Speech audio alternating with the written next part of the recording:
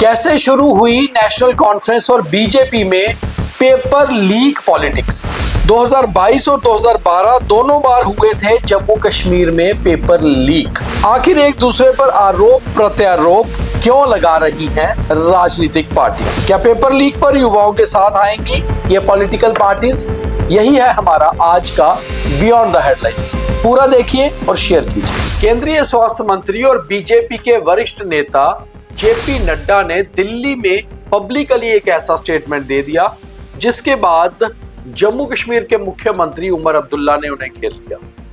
मगर कुछ ही देर बाद मुख्यमंत्री उमर अब्दुल्ला भी खुद गिर गए, क्योंकि जम्मू कश्मीर में साल 2022 और साल 2012 दोनों बार पेपर लीक के मामले सामने आए थे। अब ये बात अलग है कि केंद्रीय स्वास्थ्य मंत्री जेपी नड्डा ये भूल गए कि वो जिस पेपर लीक का आरोप नेशनल कॉन्फ्रेंस और कांग्रेस की सरकार पर लगा रहे हैं, दरअसल उस समय जम्मू कश्मीर में चुनाव हुए ही नहीं थे और सरकार उस समय यहाँ पर लेफ्टिनेंट गवर्नर की थी। अब कुल मिलाकर अगर हम ये देखें तो साल 2022 के आरोप उन्होंने 12 में लगाने की चाहे कोशिश की, या फिर वो ये भूल गए कि 22 में यहाँ किसकी सरकार थी। मगर 22 में भी पेपर लीक हुआ था और 2012 में भी। दोनों ही इंसिडेंट हम आपको बताते हैं और आज का बियॉन्ड द हेडलाइन इसी पर है कि आखिर राजनीतिक पार्टियां एक दूसरे पर कीचड़ उछालने की बजाय क्यों साथ आकर युवाओं के साथ खड़े होकर इस पेपर लीक का कोई परमानेंट हल नहीं निकालती। जिस तरह आज प्रधानमंत्री नरेंद्र मोदी ने कहा कि फास्ट ट्रैक कोर्ट बनाकर जल्द से जल्द फैसले आएंगे और कड़ी से कड़ी सजा मिलेगी, ऐसे ही राज्य सरकारों को और सभी राजनीतिक दलों को भी साथ आना होगा। खैर, सबकी अपनी अपनी राजनीति है। सबसे पहले जेपी नड्डा साहब के बयान की बात करते हैं कि उन्होंने कहा कि जम्मू कश्मीर सरकार, जहां पर कांग्रेस और नेशनल कॉन्फ्रेंस का गठबंधन है, वहां पर भी 2022 में JKSSB का एक घोटाला हुआ, पेपर लीक हुआ।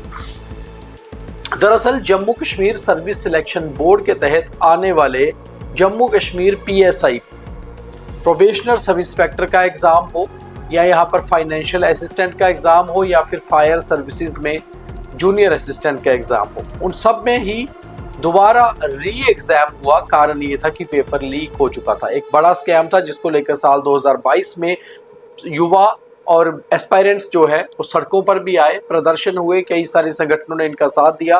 पहले मामला यहाँ की स्थानीय एजेंसीज को दिया गया, फिर क्राइम ब्रांच से हटाकर वो मामला दे दिया गया CBI को।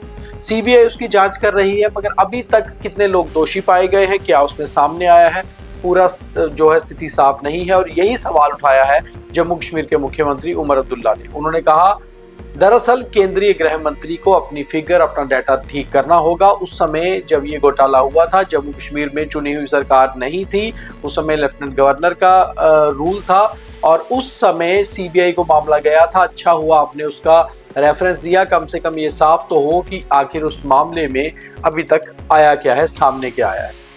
मगर कुछ ही देर बाद leader of opposition Sunil Sharma का एक बयान आया और उन्होंने मुख्यमंत्री उमर अब्दुल्ला को भी घेर लिया। उन्होंने कहा दरअसल 2012 में भी एक पेपर लीक हुआ था, मगर उस समय MBBS का पेपर लीक हुआ था, जो जम्मू कश्मीर की अपनी एजेंसी JKOP के तहत आता है, board of professional entrance examinations. और उस समय हालांकि जो कहानी सारी थी वो हम आपको बताते हैं। दरअसल साल 2012 में जब जम्मू कश्मीर में नेशनल कॉन्फ्रेंस और कांग्रेस की गठबंधन सरकार थी और जम्मू कश्मीर एक स्पेशल स्टेटस वाली स्टेट थी, मुख्यमंत्री उमर अब्दुल्ला के पास ही सारी ताकत पावर थी। उस समय MBBS पेपर लीक मामला सामने आया था और उस समय जब जांच की गई थी तो जो कोर एक्यूज पाए गए थे वो मुश्ताक अहमद पीर पाए गए थे, जो उस समय के BOP के चेयरमैन थे। उसके बाद ये मामला इन्वेस्टिगेशन में गया और इन्वेस्टिगेशन में ये सामने आया कि कुछ लोगों को फायदा देने के लिए गुपकार रोड श्रीनगर के एक होटल में सारी डील हुई थी और उसमें पीर खुद भी शामिल थे। मामला बाद में क्राइम ब्रांच को दे दिया गया। क्राइम ब्रांच जम्मू कश्मीर ने इसकी इन्वेस्टिगेशन की और ये पाया कि पीर के साथ कुछ और लोग भी इसमें शामिल थे। आखिरकार नवंबर 2013 में जब उमर अब्दुल्ला की ही सरकार थी, पीर को गिरफ्तार कर लिया गया। कम से कम उमर अब्दुल्ला के लिए ये एक कंधे के स्टार्स की बात है कि उस समय उमर अब्दुल्ला ने इन्वेस्टिगेशन कराई और जो लोग दोषी पाए गए उन्हें सजा, न केवल सजा दी, गिरफ्तार भी कराया गया। मगर बीजेपी ने भी उन पर सवाल उठाया है कि आपके सरकार के समय में भी पेपर लीक हुए थे। और वहीं उमर अब्दुल्ला ये कह रहे हैं कि जब 2022 के पेपर लीक हुए उस समय हमारी सरकार नहीं थी।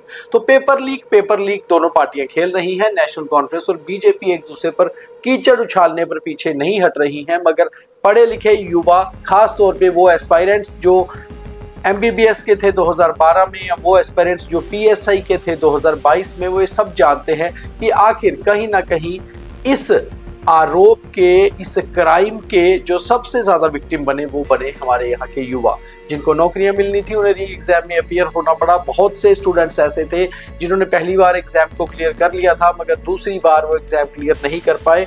उनका शायद वर्दी पहनने का सपना वैसा ही रह गया। वैसे ही 2012 में स्टेथोस्कोप लगाने का जो सपना लेकर MBBS के छात्र अपीयर हुए होंगे MBBS करने के लिए, जो बोपी के चेयरमैन की पेपर लीक के कारण रह गया, तो आखिर उन युवाओं का क्या? तो आखिर देश का युवा हो या जम्मू कश्मीर का भी युवा, पूरे देश का युवा इस समय एकजुट है और वो किसी राजनीतिक पार्टी से जुड़ा हुआ नहीं है। वो दरअसल अपनी मांगों की बात करता है और इन्हीं मांगों की बात को लेकर अब केंद्र सरकार भी समझ रही है। इसलिए प्रधानमंत्री हो या PMO MAMOS doctor Jitendra Singh, उन्होंने अपने बयानों में साफ किया है कि युवाओं के साथ जहां कहेंगे, जैसे कहेंगे, बातचीत के लिए देश अब तैयार है और सरकारों को बातचीत करनी भी चाहिए। मगर फिलहाल राजनीतिक पार्टियों को ये सोचना चाहिए कि एक दूसरे के ऊपर कीचड़ ना उछाला जाए और खास तौर से सोशल मीडिया पर इन राजनीतिक पार्टियों के जो लोअर लेवल वर्कर होते हैं वो एक दूसरे पर ज्यादा कीचड़ उछालते हैं। तो कम से कम पार्टियों को, अपने वर्कर्स को भी ये कहना चाहिए कि आप अगर युवाओं के हक की बात नहीं कर सकते तो कम से कम एक दूसरे पर कीचड़